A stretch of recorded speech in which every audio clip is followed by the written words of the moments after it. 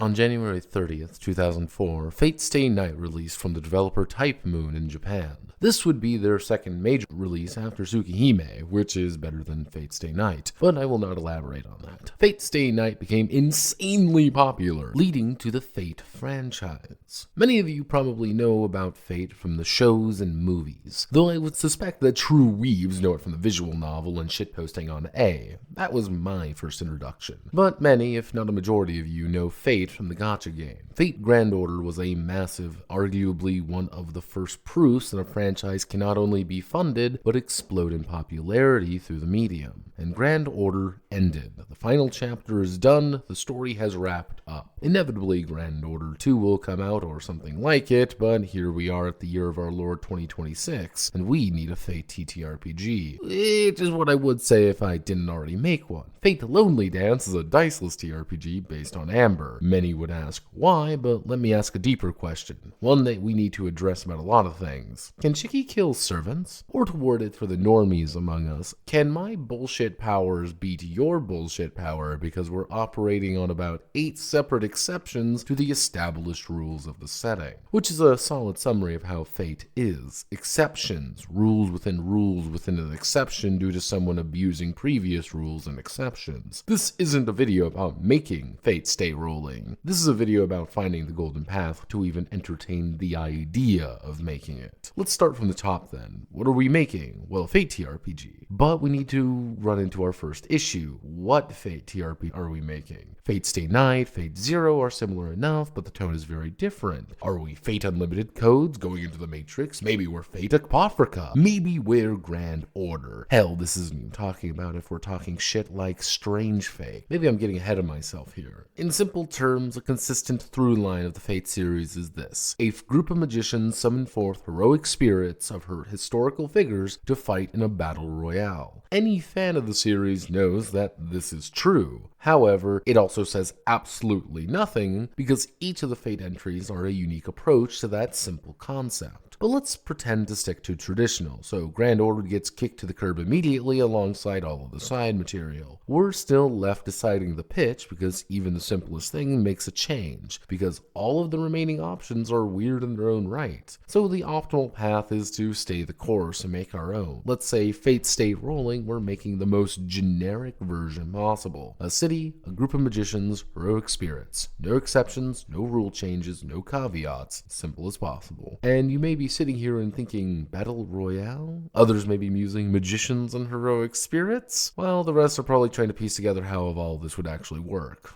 Let's address the elephant. We have heroic spirits and masters. Magicians are powerful, able to use magecraft, specifically not magic though. By themselves, having gem-based reinforcement, gun magic, and about several other types of magic that receive very detailed yet surprisingly vague descriptions. But magicians are people. If I shoot you with a gun, you die. The Toji rule. Alright, so we need to add a magic system with about 12 layers of eugenics, experiments, half magic types, and whatever the fuck else is going on. Then we get to heroic spirits. In Fate Stay Night, Shiro Emiya summons forth a saber-class servant, Artoria Pendragon. King Arthur is an anime girl in a battle dress and also a divine constant in the universe. Servants are effectively superhuman, their abilities and feats magnified far beyond their original self due to their contract with the world. Using the Toji test, they are not killed when shot with a non-magical gun. While masters are playing 9D chess with one another, servants are playing laser tag that decimates city blocks. So who plays your servant? If generic master man summons their historically inaccurate wife, who gets to actually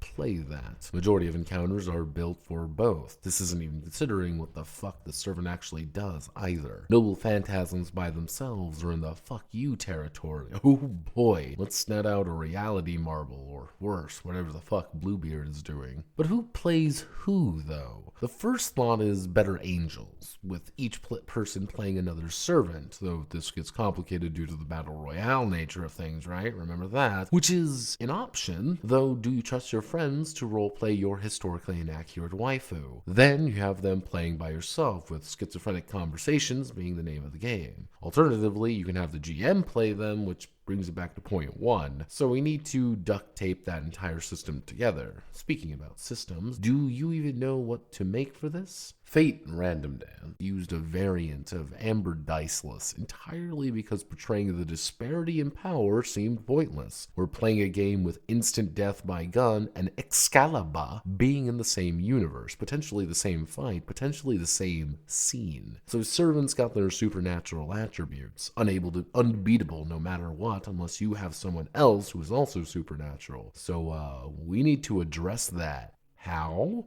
I don't know. Mostly because the best options would be creating two separate systems that must work together now. Servants are playing exalted and Anima's love child, while masters are being forced to play fatal for how intricate it would have to be. Or we just make the most simple game possible and just declare that one is right and wrong, which also doesn't feel right at all. Arguably, this script has seen several changes, from being serious about the pitch to shifting its nature around. But I think the real thesis of this video is talking about extreme power. I've always been fascinated by them, the intricate systems that merge together narratively to create something unique. Fate isn't about Saber and Lancer fighting, it's about the situations around why and who. Saber and Shiro's relationship is the interesting part, navigating the mind of a man who solves the trolley problem by jumping in front of the train, going through different methods to explain why and how this is stupid, but also making sure you understand why he's doing it. Gamifying all of that? Now that's a little hard, nearly impossible due to the narrative of the Holy Grail War being inherently more important than the mechanics of the Holy Grail War. So we're forced to try and simply work around it, or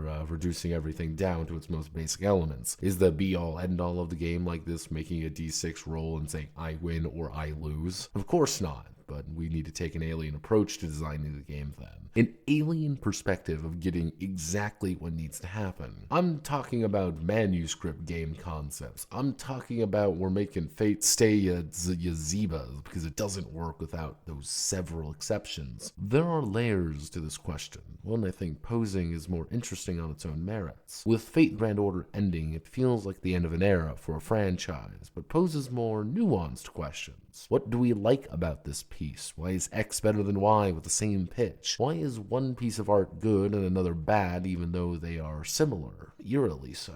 What the fuck is up with Hollow Atrexia and several others? Though, to not leave you all hanging, there is a really easy Fate franchise to adapt with little to no problems. Fate Khalid Leaner Prisma Ilya is a spin-off about Ilya being a magical girl. You may know it as the